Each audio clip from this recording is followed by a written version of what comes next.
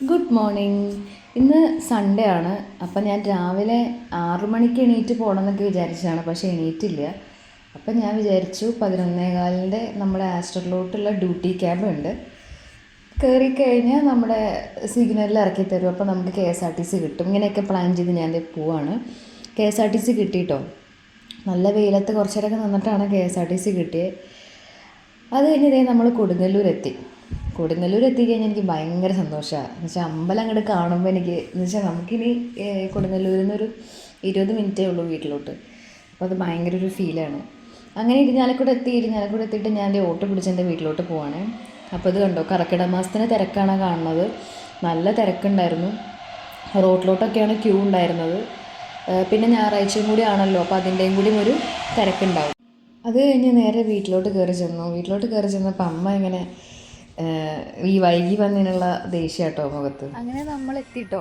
ഒരു 1.5 മണിക്കൂറോളം ബ്ലോക്കിൽ കിടന്നായിരുന്നു. 1:30-ക്ക് എത്തേണ്ട ഞാൻ എത്തിയത് 2:45 വൈകി വന്നതിനുള്ളത് എനിക്ക് വീട്ടിൽ നിന്ന് കിട്ടി. എന്ന് വെച്ചാൽ അമ്മ എപ്പോഴും പറയാറുണ്ട്, അച്ഛനും പറയാറുണ്ട്, വൈകി വരാനാണെങ്കിൽ ഉച്ചയ്ക്ക് എത്താനാണെങ്കിൽ നീ വരണ്ടെന്ന് പറയാറുണ്ട്. എന്നാലും ആഴ്ചയിൽ ഒരിക്കൽ വന്നവരെ കണ്ടിട്ട് പോകാനാണ്, അതിന് വേണ്ടി വരണതാണ്. അപ്പോൾ കുളിയൊക്കെ കഴിഞ്ഞ് വന്ന് കുളിച്ചു. നല്ല ചൂടെടുത്ത് ആകെ കോലം കെട്ട വന്ന് ഇനി നമുക്ക് ഫുഡ് കഴിച്ചിട്ട് വേണം ഒന്ന് ഉറങ്ങാൻ. ഊണിന് ഇത് എല്ലാ കറികളും ഉണ്ട്. ചിക്കൻ റോസ്റ്റ്, മുതിരയുടെ മെഴുക്കുവരട്ടി, സാമ്പാർ, ചമ്മന്തിപ്പൊടി, പപ്പടം.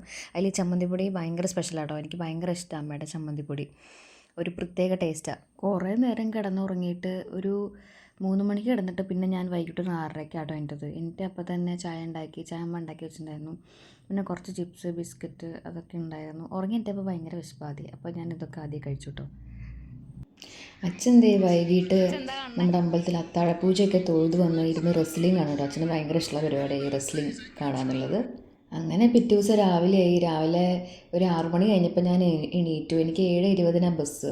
അപ്പം നല്ല മഴ പെയ്ത് കിടപ്പുണ്ട്. അപ്പോൾ എനിക്കാണെങ്കിൽ മടിയായിട്ട് വയ്യ. കാരണം എന്ന് വെച്ച് കഴിഞ്ഞാൽ ഈ രാവിലെ പോകുമ്പോൾ മഴ കണ്ടാൽ എനിക്ക് ഭയങ്കര മടിയാണ്. പിന്നെ ഞാൻ തന്നെ ചായയൊക്കെ തിളപ്പിച്ച്, അമ്മ അപ്പോഴേക്കും ജോലിക്ക് പോയിട്ടുണ്ടായിരുന്നു. ഞാൻ തന്നെ ചായയൊക്കെ തിളപ്പിച്ച് ഇഡലിയും ചട്നിയൊക്കെ കൂട്ടി കഴിച്ചു.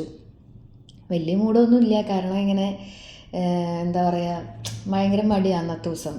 പിന്നെ അച്ഛനെങ്ങനെ സമാധാനിപ്പിക്കുന്നുണ്ടെന്ന് വെച്ച് കഴിഞ്ഞാൽ അതിൻ്റെ അടുത്ത ആഴ്ച 2-3 ദിവസം ഞാൻ ലീവൊക്കെയാണ്. പിന്നെ നമുക്ക് ഇൻഡിപെൻഡൻസ് ഡേയുടെ PH ഒക്കെ മുടക്കൊക്കെ ഉണ്ട്. അപ്പോൾ അതൊക്കെ പറഞ്ഞ് എന്നെ അച്ഛൻ ആശ്വസിപ്പിച്ചുകൊണ്ടിരിക്കുക കേട്ടോ.